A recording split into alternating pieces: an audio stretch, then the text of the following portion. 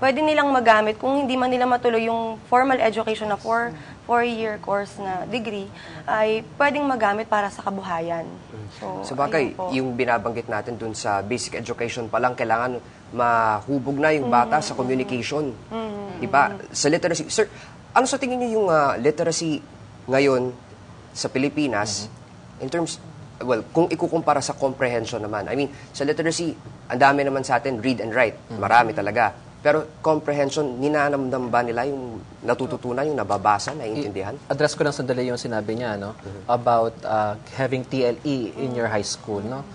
Isa yan sa mga innovations na ginawa ng DepEd kasi hindi naman lahat ng graduate ng high school ipupunta ng college, eh. Yun kasi mahirap sa atin, focus na pupunta ka ng kolehiyo. Pero kung meron kang mga skills, employable skills coming from your high school, hindi ka magiging tambay sa bahay nyo. Meron kang pwedeng gawin, meron kang pagkakakitaan. So, isa yan sa ginawa natin. We now have some more than 200 technical vocational schools nationwide. Yan yung mga School of Arts and Trades, yan yung mga National Technical Vocational Schools, Schools of Fisheries, no? Agriculture schools.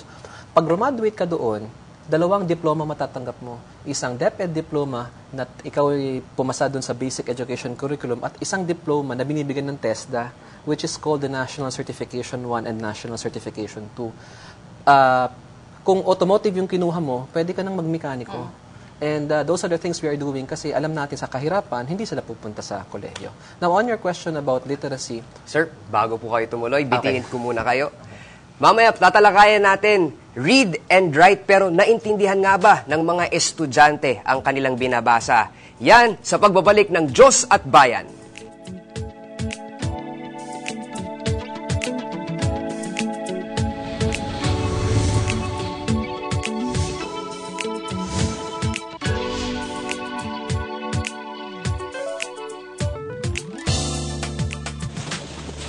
Mas gusto kong kayakap ang aking pamilya kaysa baril na ito. Ngunit dahil sa korupsyon, walang kapayapaan. Ngayon lang. Si Brother Eddie, nagawa na niya ito, hindi pa man siya presidente. Kaya solid ang MNLF at kami sa Mindanao. Kanino? Eddie Villanueva po. at Count Habib Ads Nikabulit. Dr. Safrula Alonto for Senator. 6 na taon, walang korupsyon.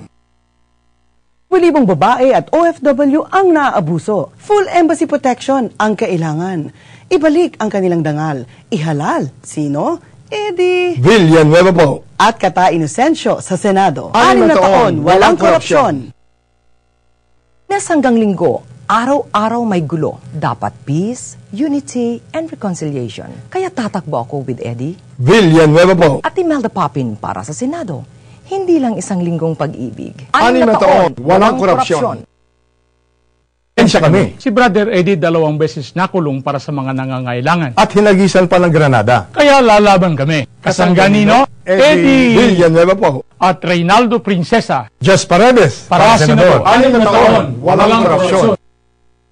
Ating balita mula kay Alex Tinsay. Sa unang taon ni Brother Eddie, tutukuyin niya at bibigyan ng hustisya ang mga pumapatay sa mga tulad kong journalist. Kaya tatakbo ako, kakampinino, Eddie Villanueva po. at Alex Tinsay for Senator. 6 na taon, walang korupsyon. Alam kong mabigat. Ang hamon. Alam ko na isa naman ako. Ngunit kahit isa, Pag pinagsama-sama, hindi matutumba. Isa lang? Isang boto lang kay Brother Eddie. Isang boto mula sa kaibigan mo, Isang mula sa kamag-anak. isa lang Isa pa. Hanggat may isa, na naniniwala. pagbabago'y posible pa.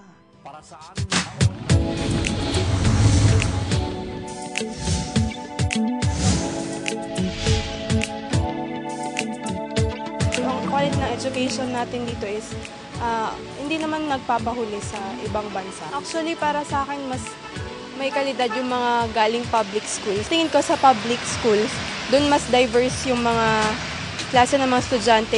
For the private schools kasi medyo maganda naman. Pero pag sa public school, kita mo talaga na yung emphasis ng government is not on the literacy rates, it's not on the understanding of the students. Kaya maraming nahihirapan sa high school, sa grade school. Nakikita namin na yung ibang out-of-school youth, wala siyang feeling nila, wala silang mapapakinabangan sa education kasi some of the things that are being taught are actually irrelevant. And aside from that, syempre, poverty din. Pansin ko rin na yung education ngayon, hindi na pinaprioritize ng government ngayon. Nawawala ng pansin kasi sa dami nga ng problema ng bayan ngayon, ng bansa ngayon, parang hindi na inuuna yung education ngayon. Hindi tulad ng dati na priority talaga education sa Pilipinas.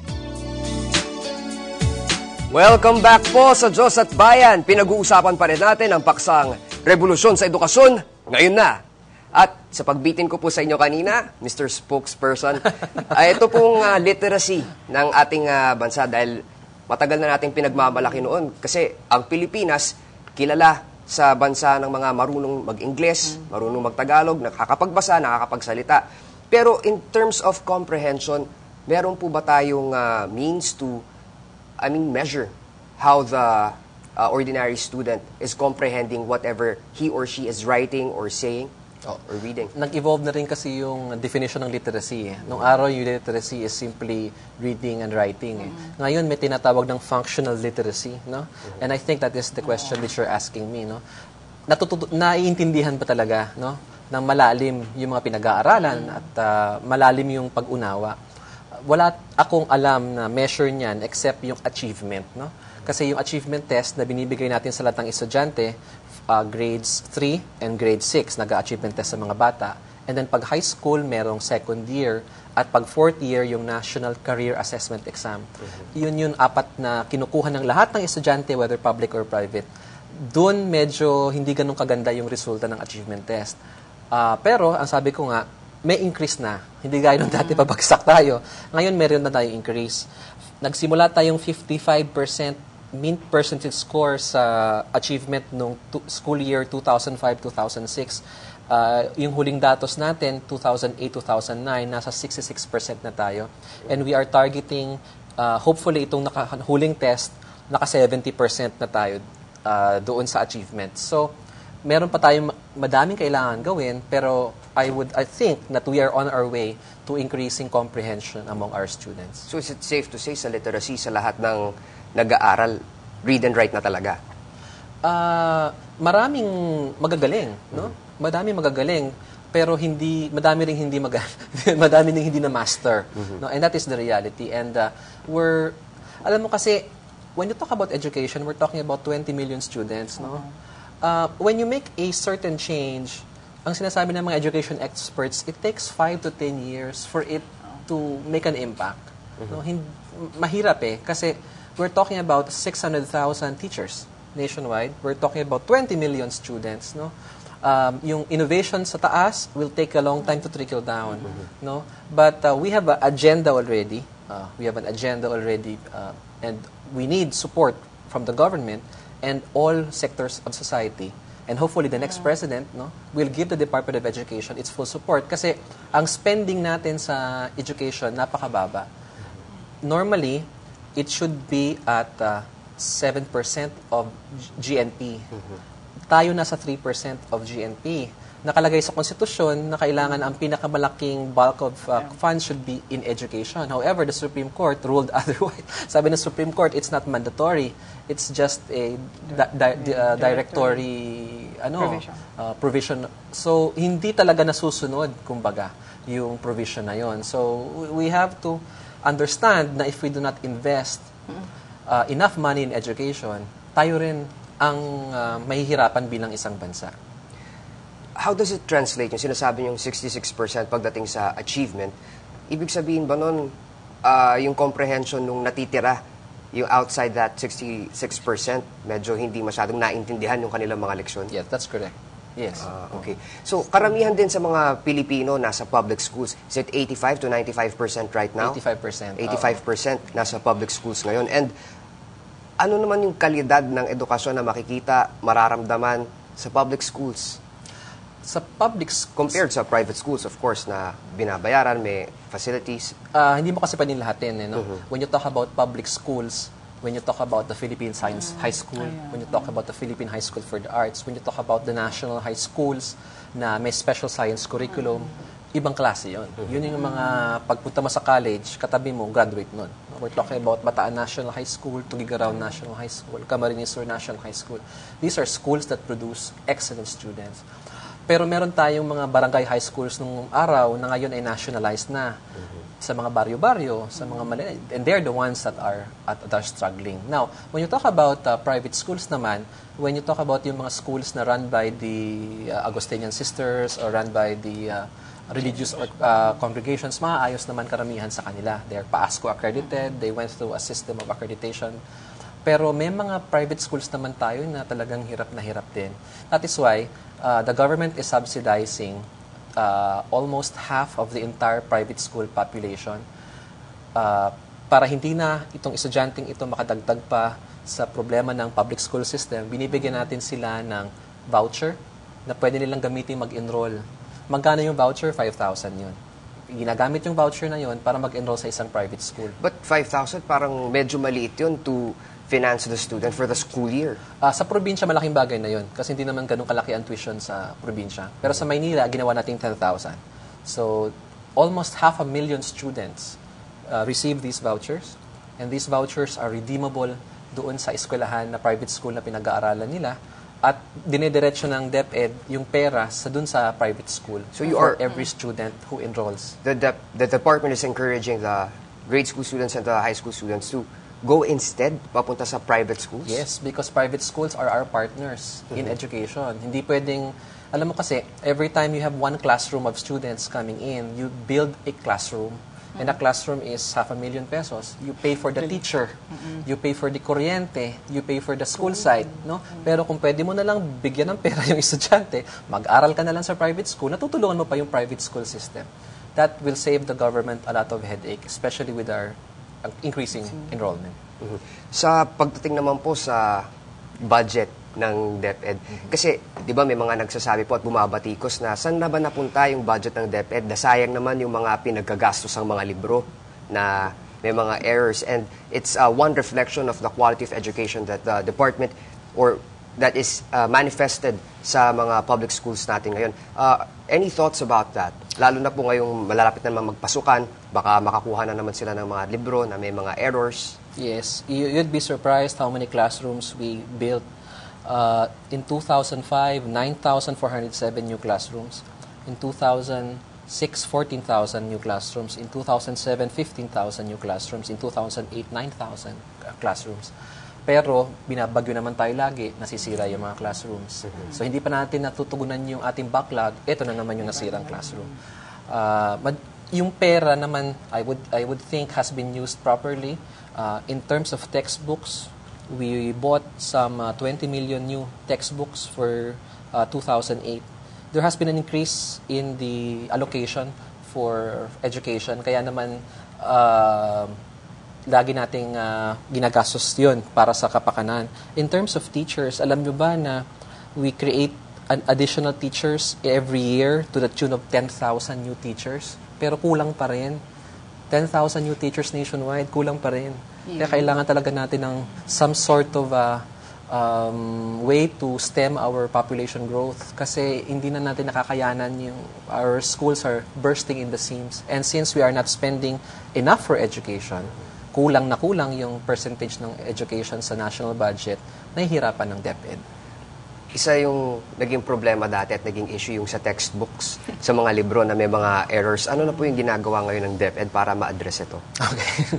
Dami talagang issue pag-education. I'm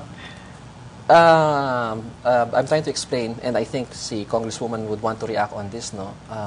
Before, there were no errors in the textbooks kasi ang textbooks noon were commissioned by DepEd, and we commissioned those textbooks to PNU, to UP NISMED, to Ateneo. We asked them, so since merong Center for Language Education ang PNU, we asked them, can you write for us an excellent English textbook?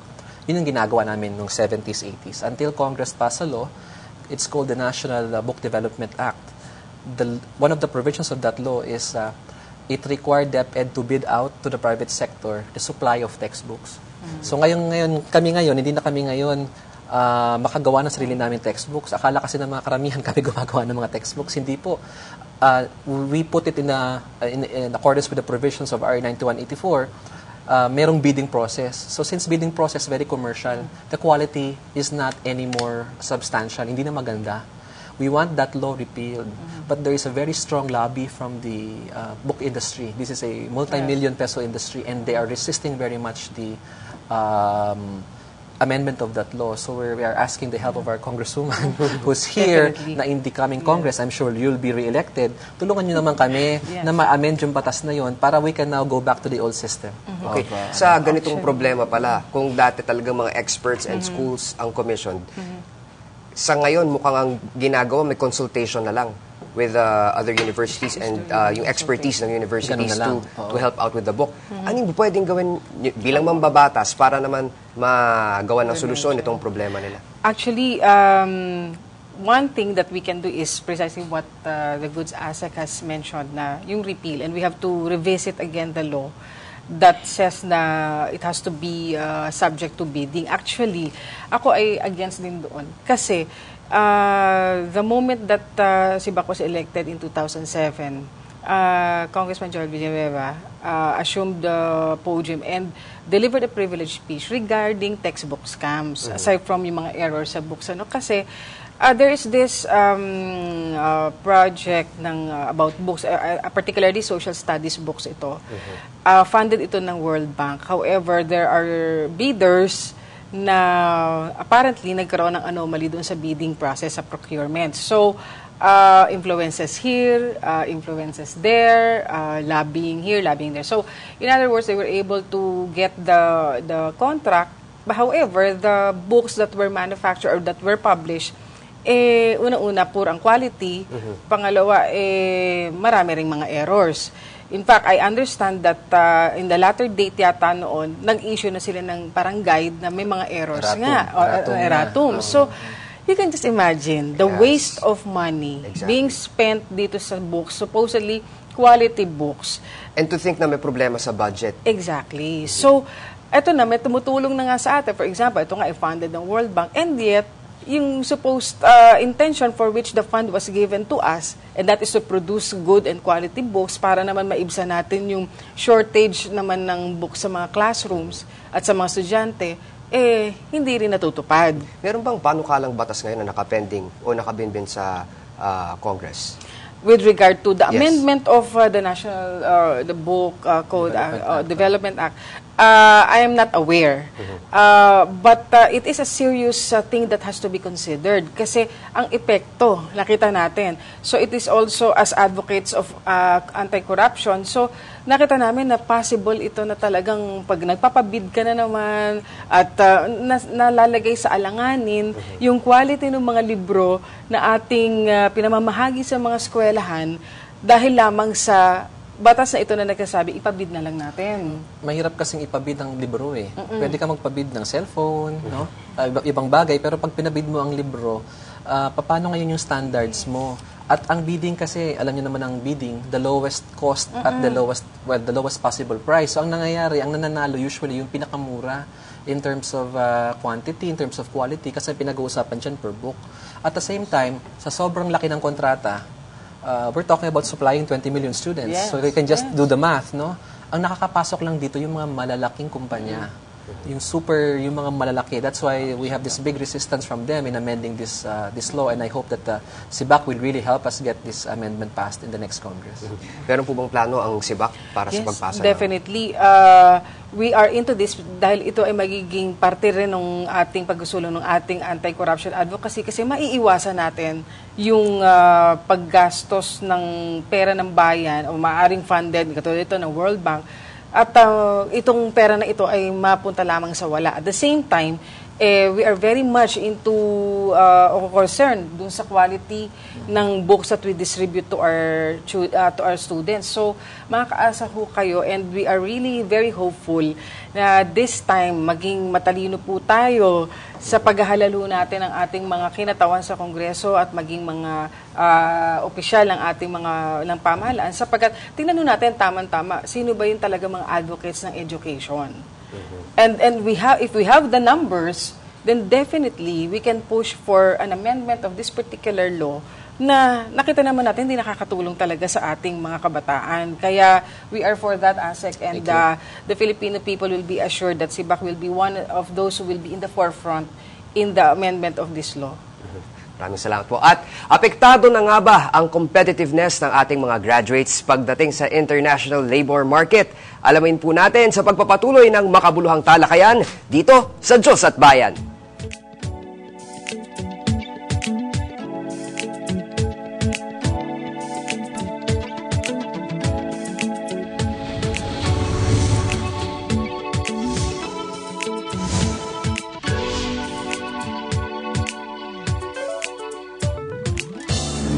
Sinong maaasahan para sa magandang kinabukasan? Sinong naniniwalang makakabangon tayo? Sinong naghahangad na mapawi ang gutom ng sambayanan? Imposible na ba ang pagbabago? Posible pa. Kung may kikilo. Kung may mapapaniwalang mamumuno. Sino pa ang maghahatid ng bagong simula? Ready tayo!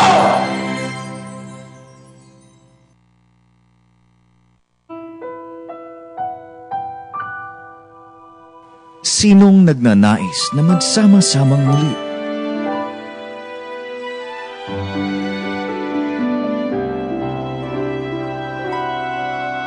Sinong kakalinga? Imposible na ba ang pagbabago? Posible pa. Kung may kikilo. Kung may mapapaniwalang mamumuno. Sino pa ang maghahatid ng bagong simula? Ready tayo!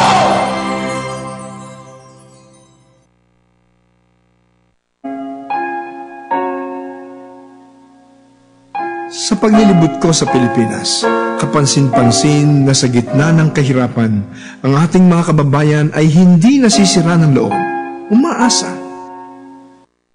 Naniniwala na bukas ay gaganda ang buhay nila.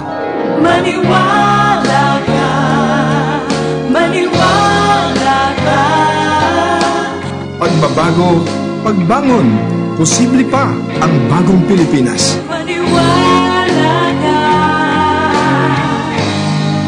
maniwala ka. Samahan si Brother Eddie Villanueva tungo sa bagong Pilipinas.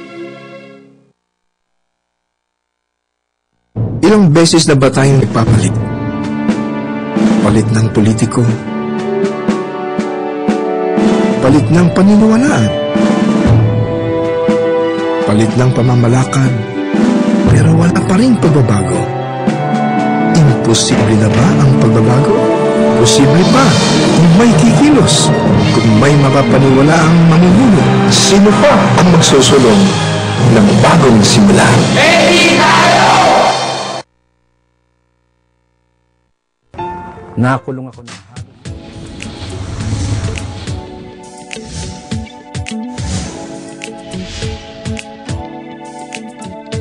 okay naman yung quality ng education, pero sana lang talaga mas more pa yung sa mga science na related na mga subjects. Siguro kasing sa mga out of school youth, yun nga, wala silang pambayad na ng tuition or kung ano man. Or ayaw na talaga silang pag-aralin ng parents, or wala na rin talaga silang gana talagang mag-aral. Para sa akin, pare-parehas lang naman yung quality ng education dito sa Pilipinas. Nasa estudyante na lang yun kung paano niya iti-take yung mga natututunan niya sa school. Nasa pagtuturo rin ng mga teacher eh. Basically, yung motivation nila na magturo. Na-apektuhan din yung education ng mga students. Honestly, feeling ko quality-wise, maganda naman yung quality ng education ng Philippines. Lalo na kapag kina-compare mo, di ba sa States, matatalino tayo, tsaka maganda yung education. Ang problema is, yung supply lang talaga. Supply ng book, supply ng kahit simpleng sweldo lang ng mga guro. Tingnan mo yung nararating ng mga Pilipino dahil sa quality ng education. A+ talaga mga Pinoy, ang Pilipinas. Pero pagdating sa facilities, mga C-. O Geraldine, ay nagbabalik po ang Diyos at Bayan. Pinag-uusapan pa rin natin ang paksang revolusyon sa edukasyon ngayon na. Ano ba ang standing ng ating graduates? Ikaw, Geraldine, sa iyo, hindi ka pa nagtatapos, pero sa training na nakuha mo sa paaralan, sa tingin mo ba ano ang grade na maibibigay mo sa kalidad ng edukasyong nakuha mo. Kasi sinabi niya kanina, di ba, yung napanood natin, C- daw pagdating sa mga pasilidad, mga ganon. Ikaw? Sabi nila sa Pilipinas daw ang education is expensive. And sabi na, may kasabihan din na, if you think that education is expensive, why don't you try ignorance? Yun yung sinasabi nila. I agree dun sa sinabi kanina na depende yan sa estudyante. Pero yun nga, dahil sa kakulangan ng pasilidad and sa level ng pamumuhay ng bawat Pilipino ngayon, hindi kayang i-afford yung education sa dito sa bansang to. And ako personally, kung i-rate ko yung quality ng education sa bansa, talagang A+, totoo po yun. At napaka-competitive ng mga estudyanteng Pilipino, kahit saan mo dalhin, kahit saan larangan. Nasa motivation lang din. And then, yung mga proyekto siguro ng gobyerno para sa mga out-of-school youth, yun yung mas gusto kong ma-promote ngayon. Kasi as a president of a club, na kung saan ang priority namin yung mga out-of-school youth, hindi namin alam kung saan namin ilalagay yung mga estudyante na wala silang paglalagyan ng kanilang oras. So sometimes we are doing projects na ma-develop na lang sila sa music or sa arts, mga ganong bagay. But then right now, merong isang nakikita kong magandang pag-asa para dun sa mga bata, which is yung alternative learning system. Yung mga 20 plus years old ng mga bata na hindi pa nakapagtapos ng elementary and high school, it gives them yung hope na meron pa palang pag-asa kahit ganito na yung edad ko. So I think the education here in the Philippines is talagang maigi, maganda. So, kumbaga, lalaban siya sa international market. Yes. Sabagay, kaya nga marami nang hingibang bansa. Sir, itong binabanggit natin, kasi sinabi niya kanina, hindi naman daw lahat dumediretso sa kolehiyo, kaya maraming out-of-school youth. Meron po bang pinaplano sa curriculum ng basic education para sa primary, secondary, na to gear these students na mukhang hindi na magka-college, maging handa pa rin for other possible scenarios sa kanilang mga buhay. And ano ba yung curriculum natin? Ganon, I think 7 years na itong curriculum na hawak natin ngayon. Meron tayong revision ng curriculum, no? And first year of implementation of the new curriculum will be next year, pero pang first year muna. Until ma-revise natin until second year, third year, and fourth year, no? Tama yun, no? Not all will go to college. Kaya nga na-mention ko kanina, we gave a lot of emphasis on technical vocational high schools. Madami na yan all over the Philippines. And then, nandyan din ang TESDA na tumutulong sa amin. Kasi nga, alam natin na hindi lahat makakatuntong ng kolehiyo. So, kahit man lang welding, automotive machine shop, tapos basics of farming, of fisheries, no? Tinuturo yan dun sa mga technical vocational schools. And also, yung TLE, na sinasabi niya. TLE is part of the curriculum. Nung araw kasi wala pang TLE nung panahon natin. Ito na yung mga bakalada. Home economics pa yung tawag nun. Ngayon it's now called TLE. So, these are the things that we're doing para naman yung edukasyon na makuha, yung basic education na makuha ng isang estudyante will allow him to be able to find some gainful employment. Kung hindi man employable, at least hindi siya tatambay-tambay, meron siyang pwede pagkakitaan. Dito pa rin sa curriculum, meron po ba kayong, sa changes na binabanggit po ninyo, it's basically to gear them in case they do not proceed sa college. Pero what if dito pa lang sa basic education, nagkakaproblema in terms of communication, sa ugali, sa character ng kabataan, meron bang kasamang changes doon sa curriculum? Yes, nandun din doon sa values education, yung pagmamahal sa bansa, yung paggalang sa mga magulang, no? Pero while we're talking about magulang, gusto ko ring i-share sa inyo na minsan napapansin ko yung mga ibang magulang natin they value education pero hindi naman sila full blast sa pagtulong sa edukasyon. For example, kung minsan may contribution sa eskwelahan. Hindi ko sinasabi na kailangan mag-contribute kasi ang policy ng DepEd wag ang contribution. Pero kung may kaya naman yung pamilya, kung minsan mas gugustuhin pa ng magulang na gastusin sa ibang bagay, kung minsan nga pinang-load lang Kung ang contribution lang naman ay 100, nagrereklamo pa sa amin sa DepEd. Hindi pa tungkulin din ng magulang na suportahan ng DepEd. Kasi kung minsan napapansin ko, madami tayong mga classrooms na sira-sira na, pero hindi mo lang sumama yung mga magulang sa brigada eskwela ng DepEd. Ano ba naman yung magdala ka ng pako mula sa bahay mo? Kasi that's not, wag lahat iasa sa gobyerno. May magagawa ka kung gusto mo. Kung gusto mo na ayusin, kausapin mo yung mga kasamahan mo sa PTA, ipagawa niyo yung bubong. I'm sure meron dyan na sobrang GI sheet na pwede niyong gamitin. Pero nakakalungkot lang kung minsan. At ito pa, napakaraming mayayamang bata nag-aaral sa public school. Hindi ko maintindihan. I went to a graduation ceremony in Bataan National High School last March. Nung graduation, nung umakyat ng mga magulang, kung todo alahas pa. Sabi ko, ba't nag-aaral itong mga to sa Bataan National High School? Kasi pala, may special science curriculum yung eskwelahan na yon. At maganda daw ang kalidad ng edukasyon. Pero kaya naman nilang padala sa private school yung anak nila. So, nakakadagdag pa sila sa overcrowding. So, sinasabi ko lang, sana tumulong naman yung mga magulang sa edukasyon ng kanilang mga anak. Tulungan naman nila ang DepEd kasi hindi lang naman kami ang merong responsibilidad para maging successful ang ating kalidad ng edukasyon. Ano rin na ba, bukod dito sa mga nabanggit niyo sa curriculum, ano pa yung ibang preparations sa mga kabataan na tutungtong sa college? Kasi minsan, isa sa mga problema yung mismatch na, kumbaga, ito agad yung idea nila na kukunin nilang kurso pagdating sa kolehiyo, pero wala naman dun yung puso nila, wala dun yung skills nila, wala dun yung talent nila. That's correct. Tama yan. It's a very good point. Nung araw, meron pa tayong tinatawag na NCEE. No? Inabolish natin yun kasi nangyari pag bumagsak ka sa NCEE, para kang second-class citizen. No? Pero na-realize natin that at the end of the school year, before you go to college, kailangan meron kang way to determine kung saan ka ba talaga pupunta. Nasaan ba yung competencies mo? Nasaan ba yung galing mo? So we developed some 3 years ago yung tinatawag na National Career Assessment Exam, NCAI. Yun ang kinukuha ng mga bata ngayon. Ano yung NCAI? It's 3 domains. The first is General Scholastic Aptitude. So academically, nasaan ka? Number 2 is entrepreneurship.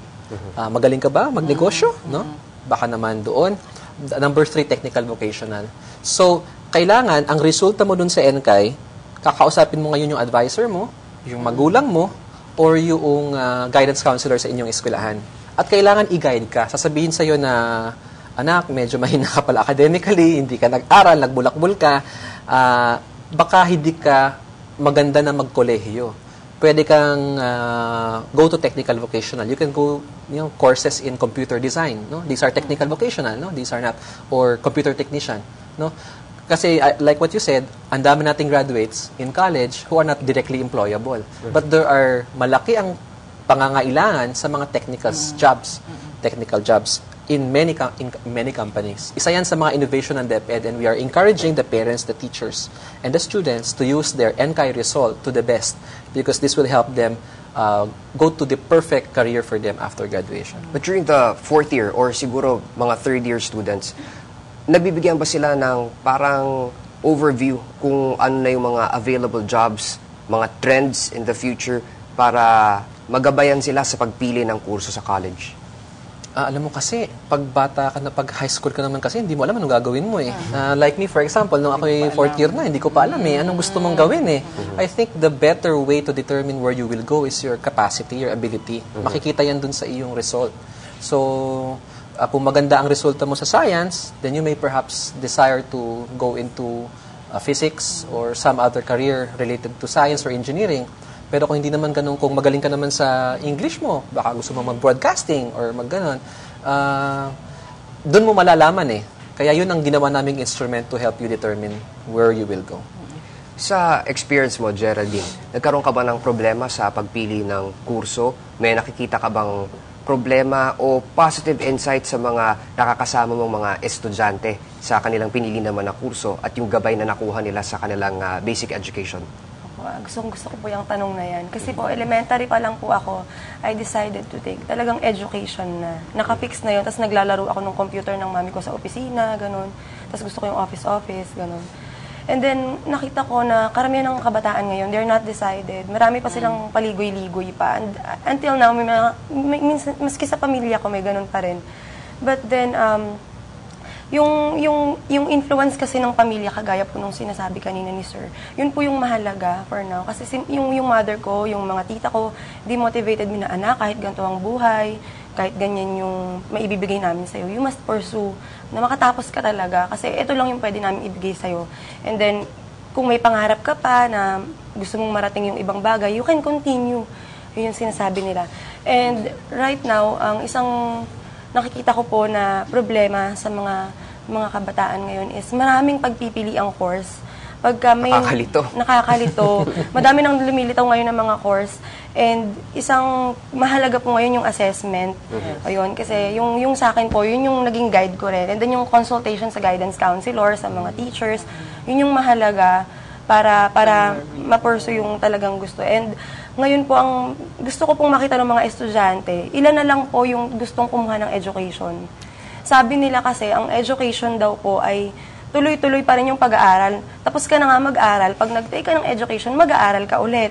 So, yun yung isang maling nakikita ko sa mga isipan ng mga bata ngayon, which is nakakaawa naman po ang bansa natin. Ilan na lang po ang natitirang gusto talagang kumuha ng edukasyon para maipasa yung quality education dun sa mga estudyante. Ilan na lang po yung ganun ngayon. Nung graduate po ako ng high school, sa buong, yung amin pong batch, siguro po 3 lang kami out of 400 students ang nag-take ng education.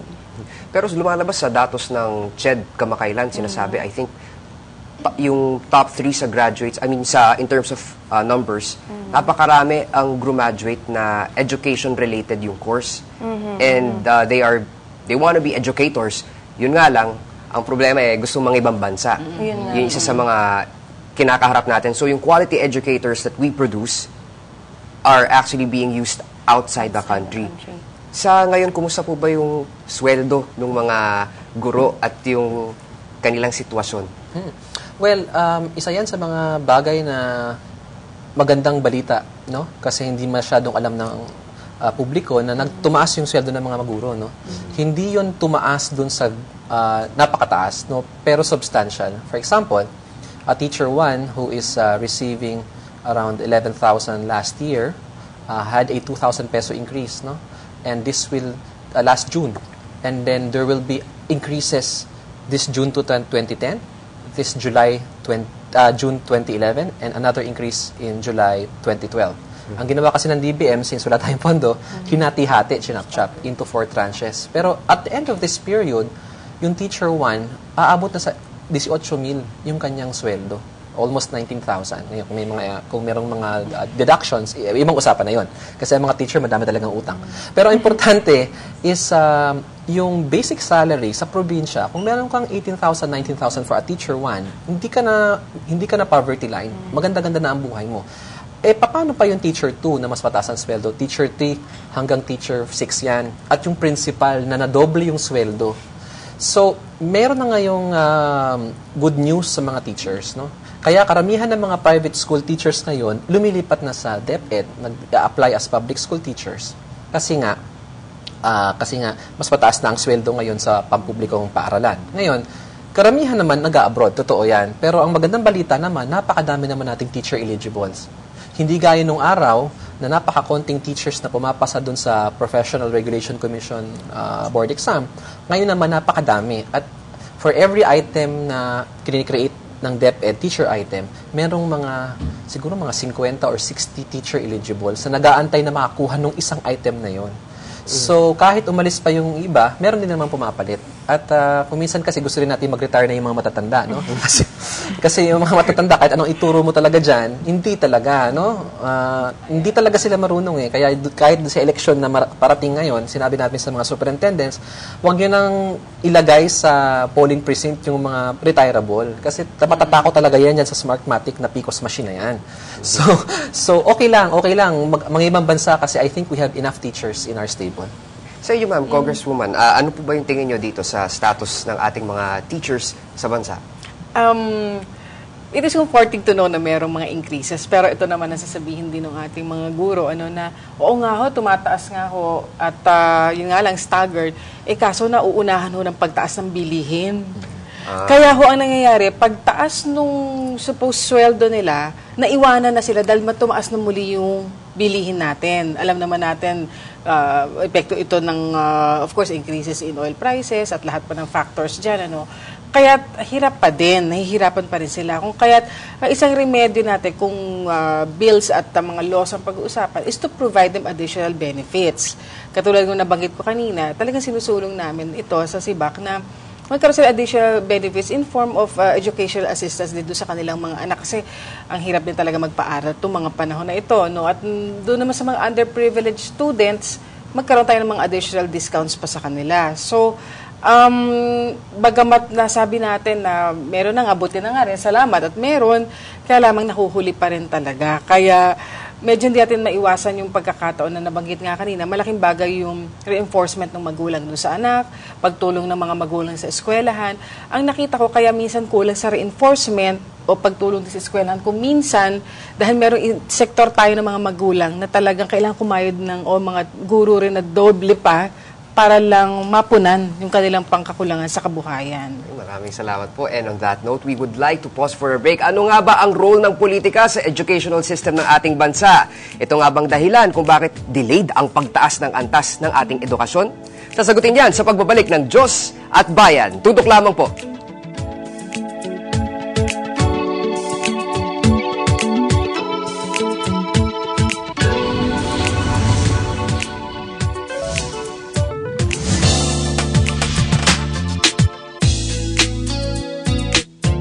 Pagboto, mabilis lang yan.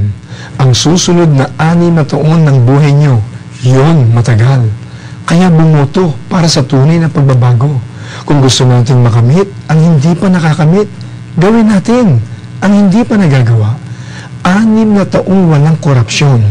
Pilipinas ay babangon. Brother Eddie Villanueva, para po sa pagkapangulo.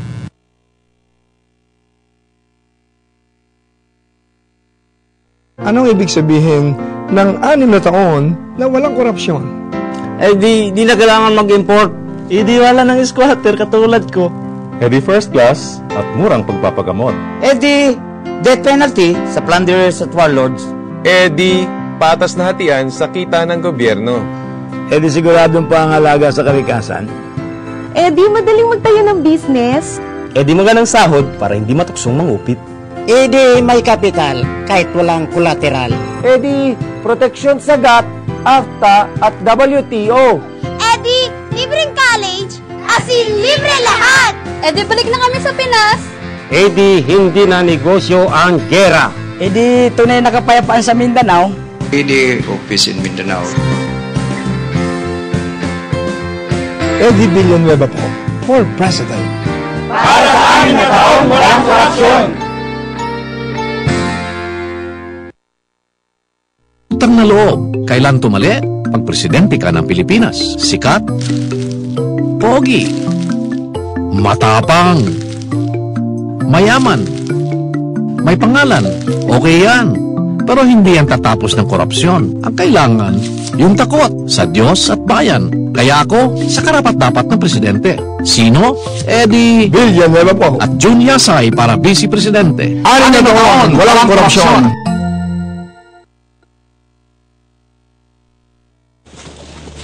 Mas gusto kong kayakap ang aking pamilya kaysa baril na ito. Ngunit dahil sa korupsyon, walang kapayapaan. Ngayon lang. Si Brother Eddie, nagawa na niya ito, hindi pa man siya presidente. Kaya solid ang MNLF at kami sa Mindanao. Kanino? Eddie Villanueva po. At Count Habib Ads Nikabulid. Dr. Safrula Alonto for Senator. 6 na taon, walang korupsyon. Libong babae at OFW ang naaabuso. Full embassy protection ang kailangan. Ibalik ang kanilang dangal. Ihalal. Sino? Eddie Villanueva po. At Kata Inocencio sa Senado. 6 na taon, walang korupsyon. Hanggang Linggo.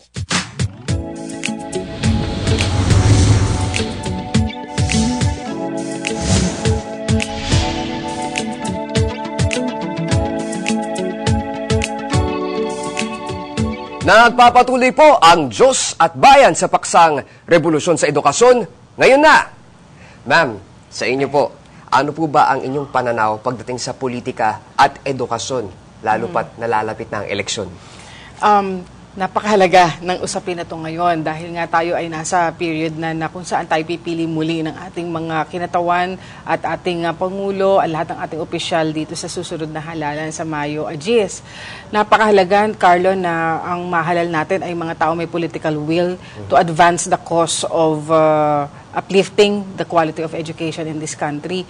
Napakahalaga na tayo bilang mamayan gamitin natin yung ating kapangyarihan na pumili ng mga taong magsusulong talaga para sa kapakanan naman ng ating mga estudyante.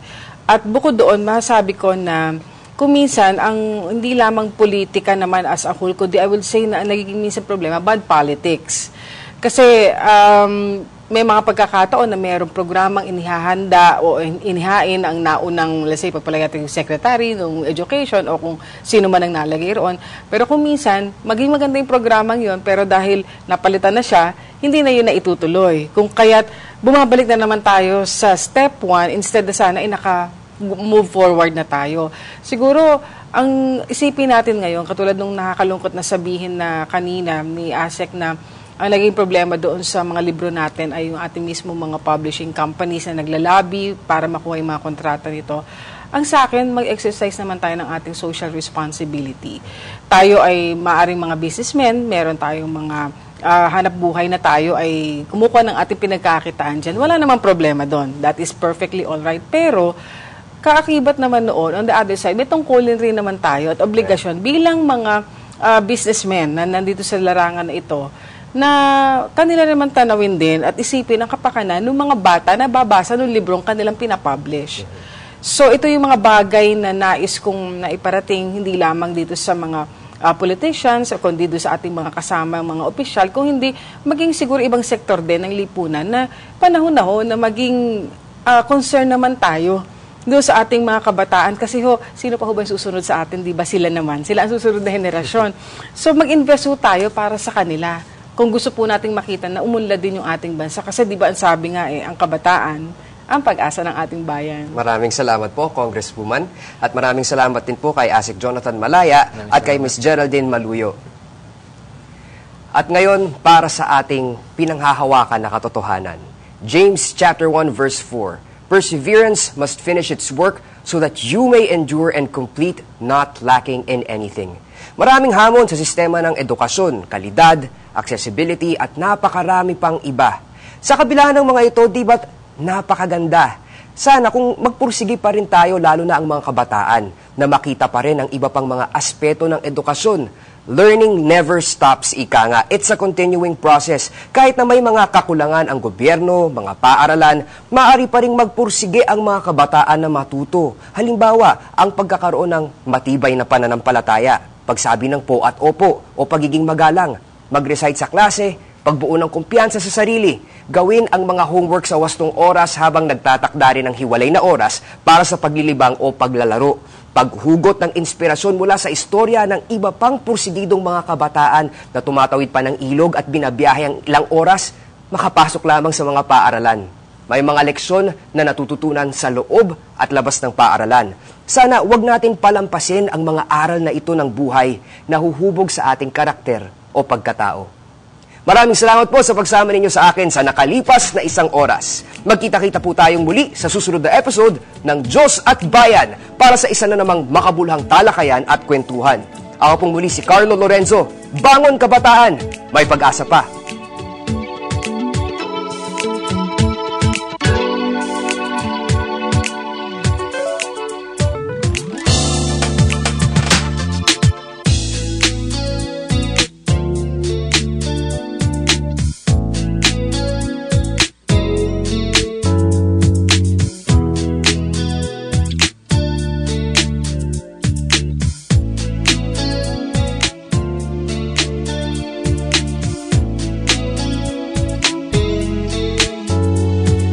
Eddie 2 beses nakulong para sa mga nangangailangan. At hinagisan pa ng Granada. Kaya lalaban kami. Kasangganino, Eddie Villanueva po. At Reynaldo Princesa. Just Paredes. Para Senador. 6 na taon, walang korupsyon.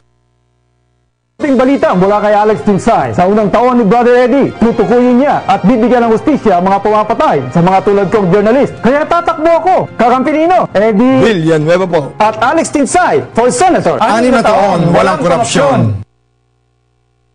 Alam kong mabigat. Ang hamon. Alam ko na isa lang ako. Ngunit kahit isa, Pag pinagsama-sama, hindi matutumba. Isa lang? isang boto lang kay Brother Eddie. Isang boto mula sa kaibigan mo. Isa mula sa kamag-anak. Isa lang Isa pa. Hanggat may isa, na naniniwala. pagbabago'y posible pa. Para sa 6 na taon na walang korupsyon, kailangan kita. Dahil sinong pag-asa, Eddie tayo.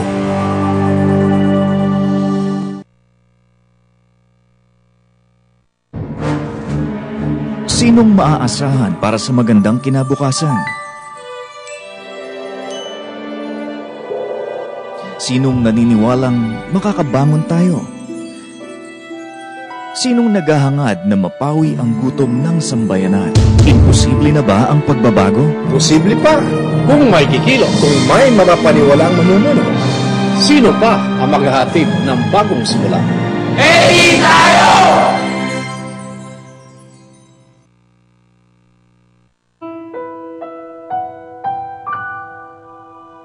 Sinong nagnanais na magsama-samang muli?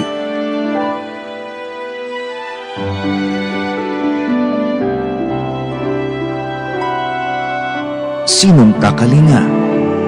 Imposible na ba ang pagbabago? Posible pa.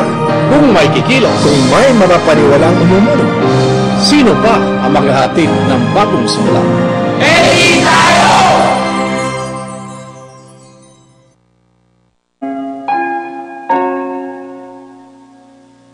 Sa paglilibot ko sa Pilipinas, kapansin-pansin na sa gitna ng kahirapan, ang ating mga kababayan ay hindi nasisira ng loob, umaasa. Naniniwala na bukas ay gaganda ang buhay nila. Maniwala ka, maniwala ka. Pagbabago, pagbangon, posible pa ang bagong Pilipinas. Maniwala ka, maniwala ka. Samahan si Brother Eddie Villanueva tungo sa bagong Pilipinas.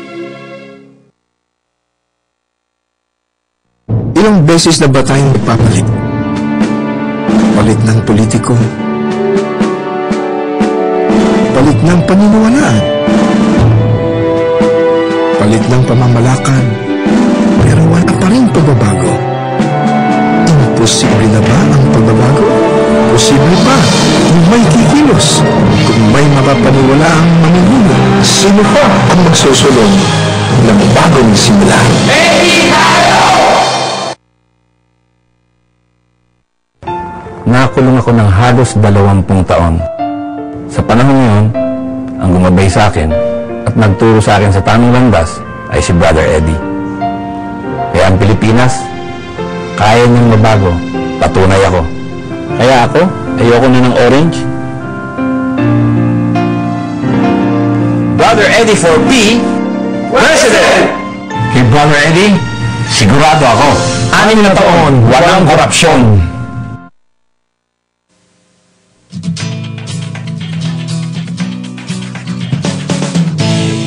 Ang pagbangon ay posible pa. Pangarap nating araw ay sisikat na. Pag-asa'y magningas sa bagong Pilipinas. Buong sambayanan magkapit-bisig na. Magkapit-bisig na. Magkapit-bisig na. Upang tunay na pagbabago'y magsimula. Sa pagsulong ng bayan, mag-iisa. Sino pang may malasakit at pag-ibig sa bansa? Sino pa? Sino pa? Eddie ako. Kailan mag-uumpisa magkaisang Diyos na? Kailan pa? Eddie ngayon. Sino pa nga bang gagawa? Sinong pagsisimulan? Sinong